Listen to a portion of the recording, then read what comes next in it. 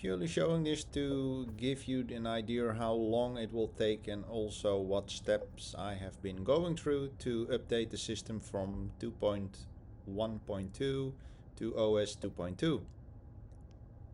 I heard also that some people had some difficulties with updating the system, and that's purely because of the bad network connection they had. I rather would advise to use your local Wi-Fi network, and then your car is quite stable on downloading the information. You can see it very nicely on the center console. When you start up the process, then you have 2 minutes to leave the car, lock it down, and then you can follow the proceedings on your app. And of course, I have been cutting in the footage, so we'll just spare you this. And after the update, you can also see in the same part of the app what the update is, so you can walk through it when you're sitting in the car and read everything. But from this moment on, I will start and explain what the updates are.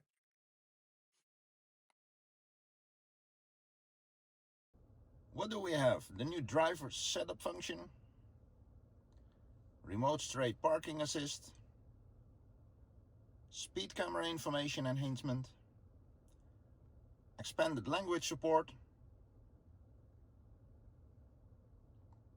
improved pet mode, the tow bar control shortcut,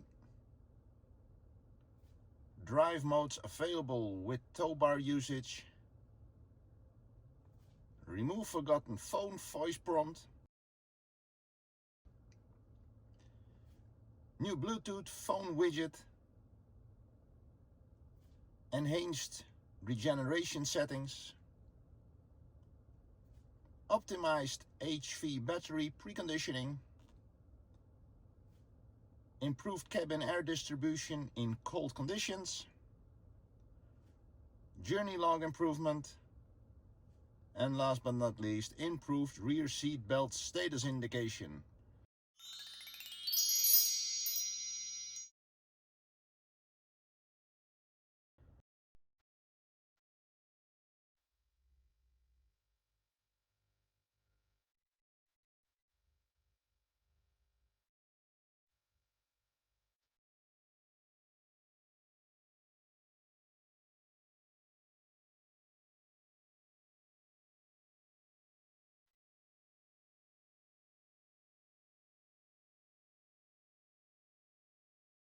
To let it work properly, it is very important that your Bluetooth connection is set up correctly with the car.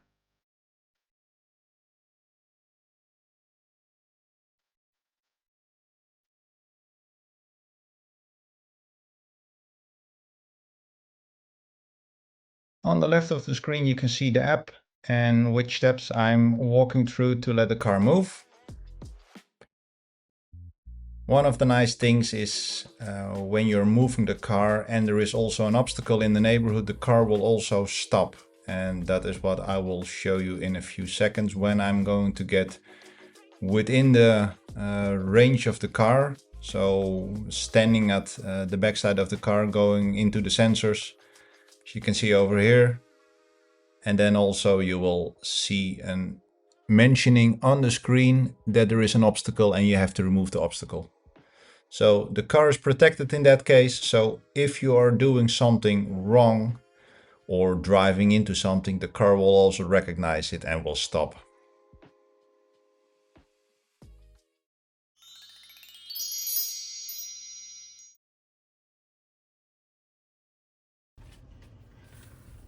Another thing that I came across is when you're in this setup menu of the drive setup, it's written here, set your driving preferences, later apply them with a single press via the left control bar, the shortcut panel or the steering wheel custom button. As far as I know, this is the left control bar. And I try to find the specific button for this one, but I don't see that it is there. So don't see the drive setup as has been written within the explanation of the drive setup preferences menu. ZEEKR, where did you leave that feature.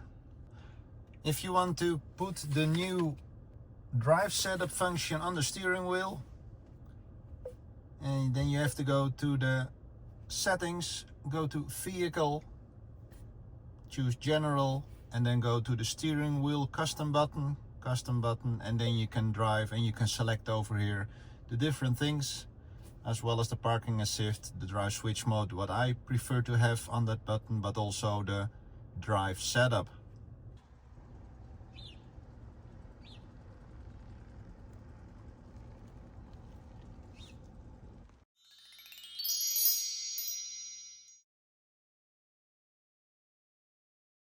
One of the new functions is also the speed camera information enhancement.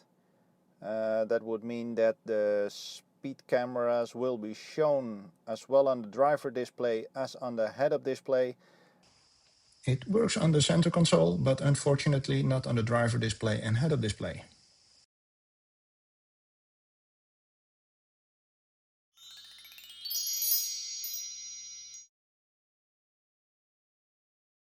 Another new function, expanded language support. Won't use it.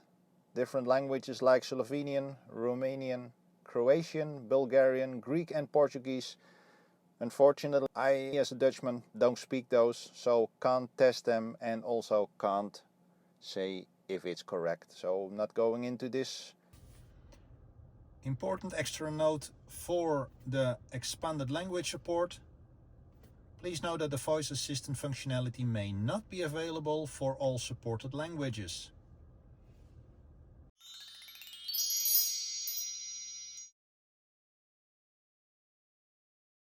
Improved pet mode. Pet mode. Nothing has been changed over here. It's purely that you now can also select the temperature in a certain range between 17 degrees Celsius and 25 degrees Celsius.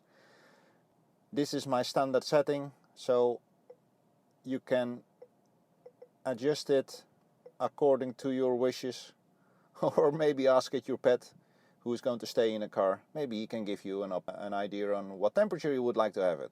That on that function. Exit pet mode.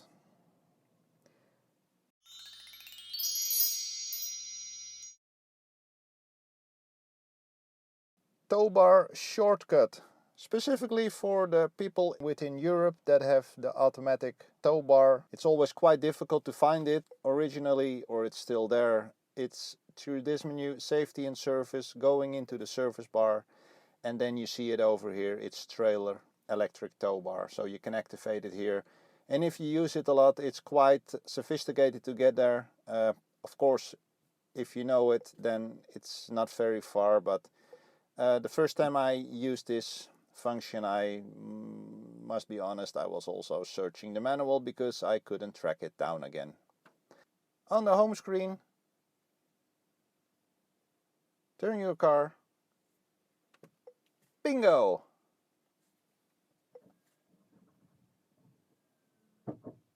And now it is there. As you can see it over here. Let me see if I'm fast enough to...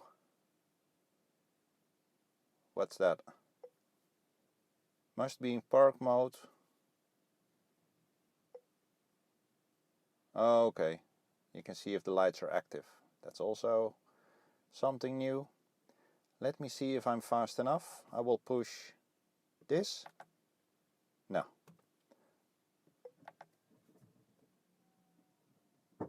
Yep, not fast enough. But okay.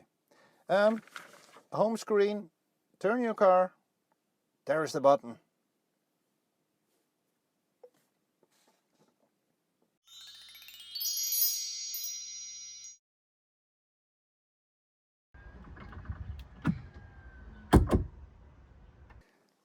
So just putting on my bike rack on the back of the car. Cable's a little bit to the side and we will see. Oh, a little bit too far. Like this. And now going to insert the cable of the light bar. And now we're going to do a little test drive to see if this will work. And we put the car in park. Rear parking assist system deactivated in tow mode. Other thing that I'm quite curious on right now. Let us see if the suspension will change. So that's still restricted. No change. Something else that could be interesting is the mode where we're driving in.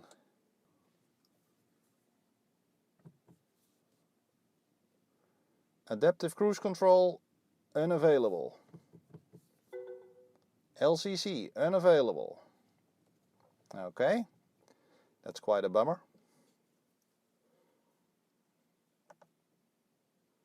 But I can in any case put it in sport mode, eco, comfort.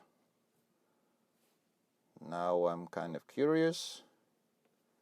Can we change the car in other settings? So I'm putting it in snow mode. Even that is available when you're having your tow bar activated.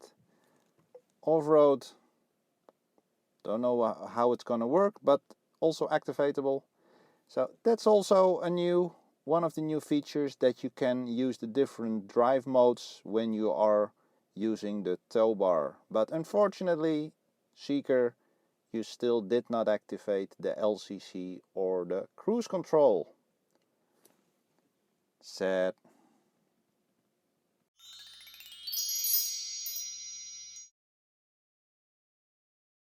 Optimized high voltage battery preconditioning.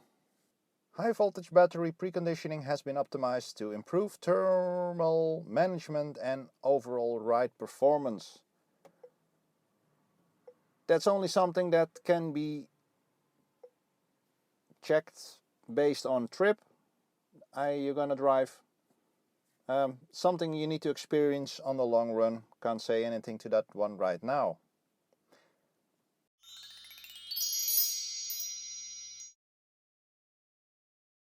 Now, improved cabin air distribution in cold conditions. It's a pity right now I am not in cold condition, so can't check that one right now. We'll come back to you on that one in a later movie.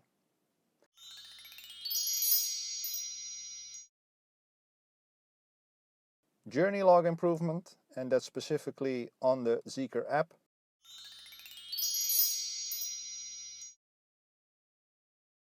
Last but not least, improved rear seatbelts status indication. I think this would then be meant that you see it over there on the screen. Don't use them a lot in the back, because there is not often sitting somebody in the back of the car.